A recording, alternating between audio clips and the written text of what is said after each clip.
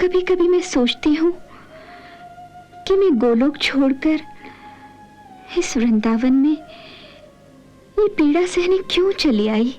आपके यहाँ आने से ही हमारी जो प्रेम लीला हो सकी है, उसी के कारण हमारा यह अवतार प्रेम अवतार कहलाएगा।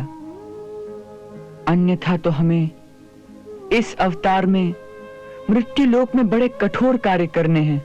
आप कहते हैं कि आप सदा अपने भक्तों, अपने प्रेमियों के वश में हैं? हाँ।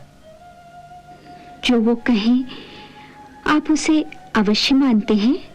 अवश्य। तो यदि मैं कहूं कि तुम मुझे छोड़कर वृंदावन से नहीं जाओगे तो क्या मानोगे?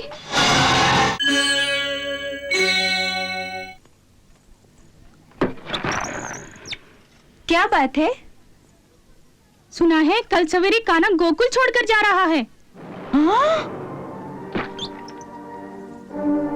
सुना है सवेरे कान्हा मथुरा चला जाएगा। हाँ? हमें उसे रोकना होगा। हाँ, मगर कैसे? सबको इकट्ठा करो। बेचारी राधा, उसे यदि कोई सूचना देता तो अच्छा होता।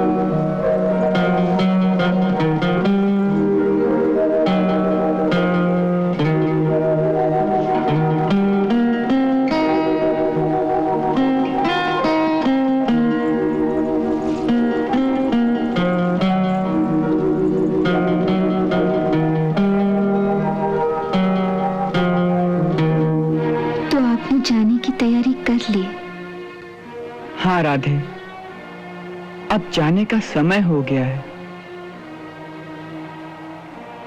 कल हमें विदा करने गोकुल नहीं आओगी? नहीं। तुम जानती हो कि हम फिर लौट के गोकुल नहीं आएंगे,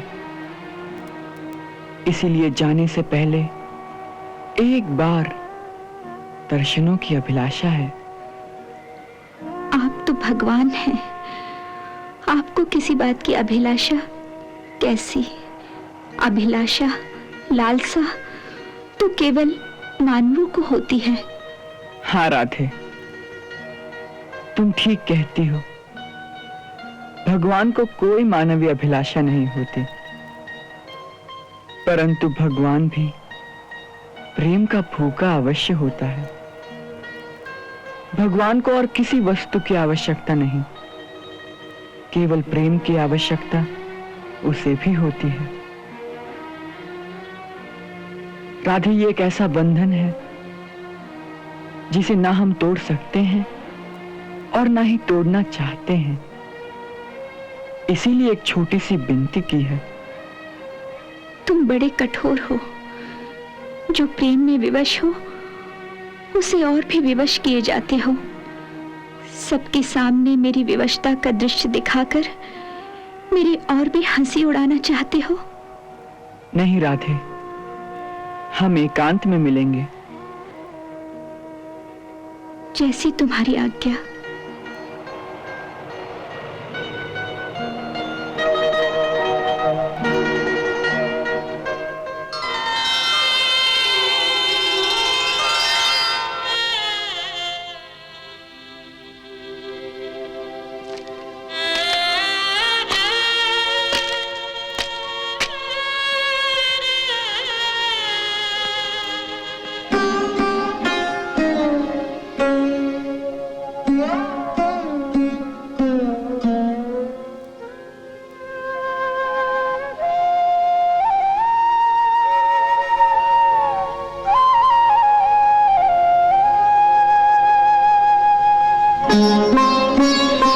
लो, मैं आ गई। कहो, क्या कहना है? कहना तो कुछ भी नहीं, बस आपसे जाने की आज्ञा लेने आया हूं। आज्ञा लेने आए हो या मेरे प्राण लेने आए हो? राधे, प्राण तो हम दोनों के एक ही हैं, केवल शरीर दो हैं। ये बिछड़ना तो केवल दो शरीरों का है। परंतु बिछड़ने के बाद हमारी क्या दशा होगी, ये नहीं सोचते?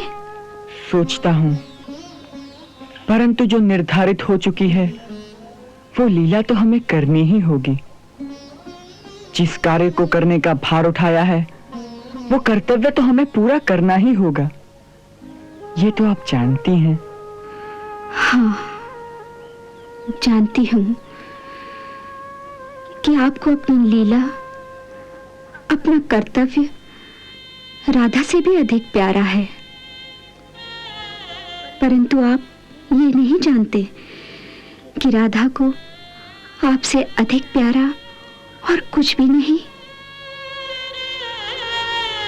उसके लिए और कुछ है भी तो नहीं।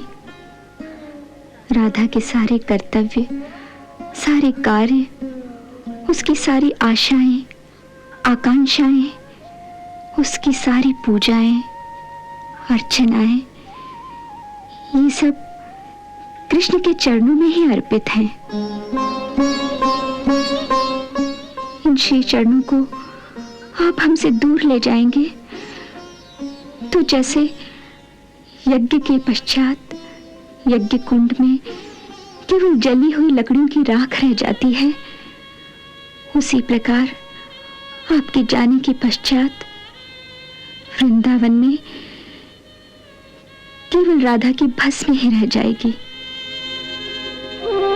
इस पीड़ा का मर्म आप नहीं समझ सकते, केवल एक प्रेमिका ही समझ सकती है।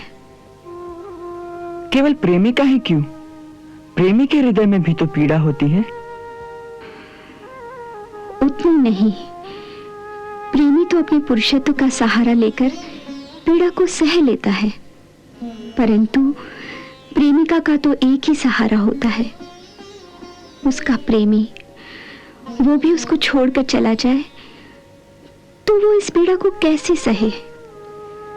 उसे अपना दुख व्यक्त करने के लिए भी प्रेमी के कंधे का सहारा चाहिए, जिस पर वो सिर रखकर रो सके। अन्यथा तो अपने प्रेम की लाज रखने के लिए वो बेचारी किसी दूसरे के सामने आंसू भी नहीं बहा सकती। आप तो अपने कर्तव्य की पूर्ति के लिए कभी राजनीति में, कभी युद्ध में, कभी धर्म संस्थापन में अपने आप को व्यस्त कर लेंगे, परंतु आपकी राधा इस अकेलेपन के एक विशाल शून्य में खोकर किससे अपने हृदय की बात कहेगी? मुझसे। तुमसे? हाँ, मुझसे। राधे, मैं जहां भी रहूंगा, वन में या राजमहल में, कर्म क्षेत्र में या फिर युद्ध क्षेत्र में, मैं वचन देता हूं कि हर रात स्वप्नों के भाव जगत में मैं आता रहूंगा, जहां हमारा नित्य मिलन होता रहेगा। नींद आएगी तो स्वप्न आएंगे ना। प्रेमी के विरह में प्रेमिका को अगर सुख की नींद आ जाए तो उसके प्रेम का निरादर होता है। नहीं, प्रेमी से मिलन का विश्वास हो तो फिर किसी भी स्थान पर जाने से प्रेम का कोई निरादर नहीं होता। फिर चाहे वो स्थान नरक लोक हो या स्वर्ग लोक हो अथवा स्वप्न लोक हो। कैसे निर्मोही हो, स्वप्न दिखाकर भरमा रहे हो। कभी कभी मैं सोचती हूं कि मैं गोलोक छोड़कर इस वृंदावन में ये पीड़ा सहने क्यों चली आई। वहीं आपके अविनाशी रूप के साथ बैठकर धरती पर आपकी मानव लीला का दृश्य देखती रहती। क्यों आपके प्रेम में बावली होकर आपके पीछे पीछे इस मृत्युलोक में चली आई। हम जानते हैं क्यों। क्यों? ताकि इस क्रूर धरती पर कुछ काल तक तो हमें आपके साथ का सुख मिलता रहे। आप हमें हिंसा और स्वार्थ के इस वातावरण में अपने निस्वार्थ प्रेम का सुख देने आई हैं। आपके यहां आने से ही हमारी जो प्रेम लीला हो सकी है, उसी के कारण हमारा यह अवतार प्रेम अवतार कहलाएगा। अन्यथा तो हमें इस अवतार में मृत्यु लोक में बड़े कठोर कार्य करने हैं। एक बात पूछूं? क्या? आप कहते हैं कि आप सदा अपने भक्तों, अपने प्रेमियों के वश में हैं। हाँ। जो वो कहें आप उसे अवश्य मानते हैं? अवश्य। तो यदि मैं कहूं कि तुम मुझे छोड़कर वृंदावन से नहीं जाओगे तो क्या मानोगे?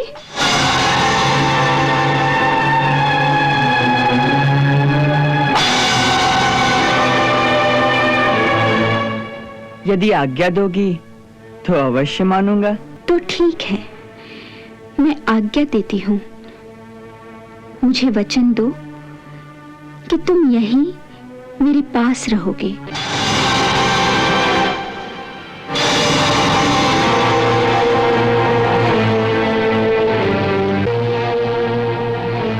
अच्छी बात है, मैं वचन देता हूं।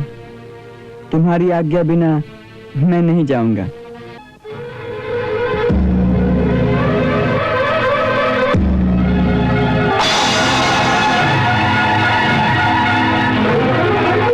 तो बैठ जाओ मेरे पास और बजाओ अपनी मुरली। बस। जो आज्ञा।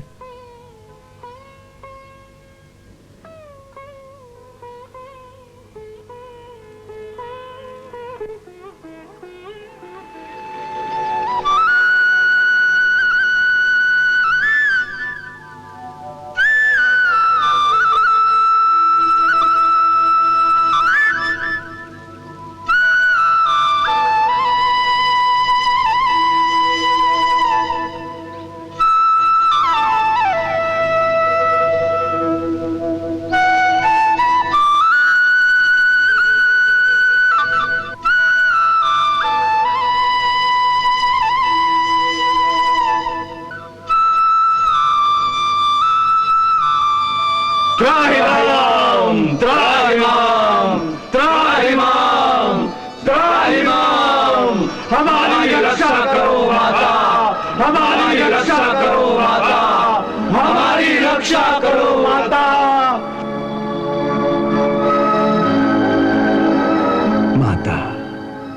आप तो जगत जननी हैं।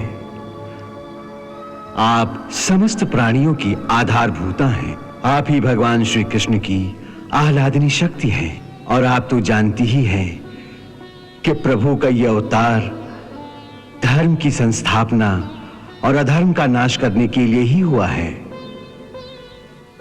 हमारे प्रभु साधु जनों का परित्राण करने, दुष्ट दैत्यों का विनाश करने के लिए ही इस धरा पर पधारे हैं। माता, यदि आप इन्हें इस समय रोक लेंगी तो इस धरती के सारे प्राणी त्राहि त्राहि कर उठेंगे। अपनी निरीह संतानों को अधर्म और पाप के अग्निकुंड में जलते हुए आप कैसे देख सकती हैं? माता, अपने बालकों की रक्षा करो। हम सबकी प्रार्थना है कि आप इस समय प्रभु को जाने की आज्ञा दें। हम आपके ही बालक हैं माता, हमारी धृष्टता क्षमा करो माता। हम आपको बारंबार प्रणाम करते हैं। हमारी प्रार्थना स्वीकार करो माता, स्वीकार करो।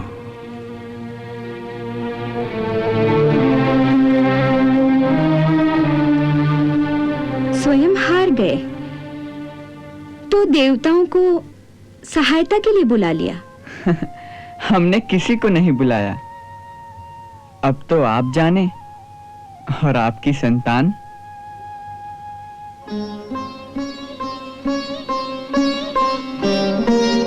आप जानते हैं कि स्त्री की सबसे बड़ी कमजोरी उसकी संतान का मोह होता है। इसी संतान मोह में फंसा दिया है हमें।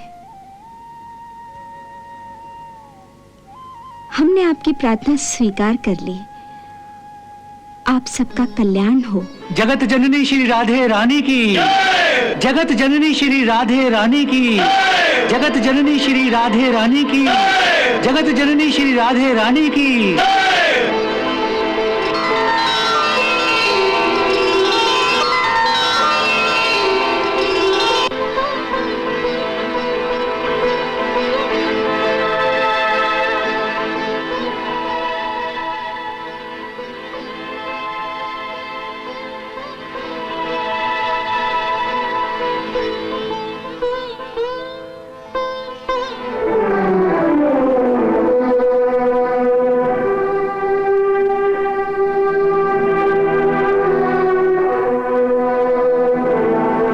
मांगू? मांगो।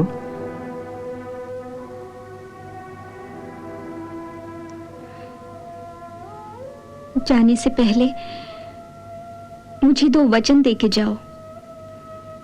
कहो। पहला ये कि केवल स्वप्न में ही नहीं, बल्कि जब तक मैं इस धरती पर रहूं, मेरे हृदय में प्रतिक्षण आप ही का वास रहे। और दूसरा? दूसरा ये कि मेरे इस धरती को छोड़ने से पहले मुझे एक बार फिर आपकी चरण धूलि प्राप्त हो।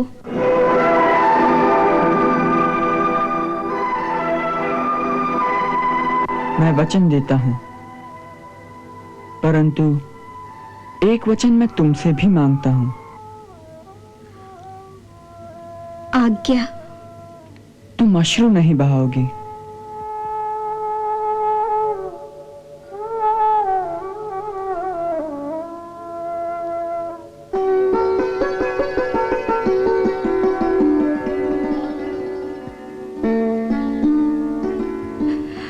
बहुत कठिन है।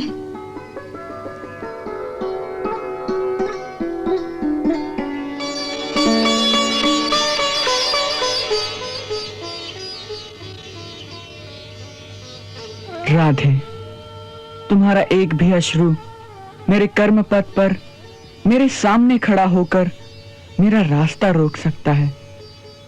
इसीलिए वचन दो।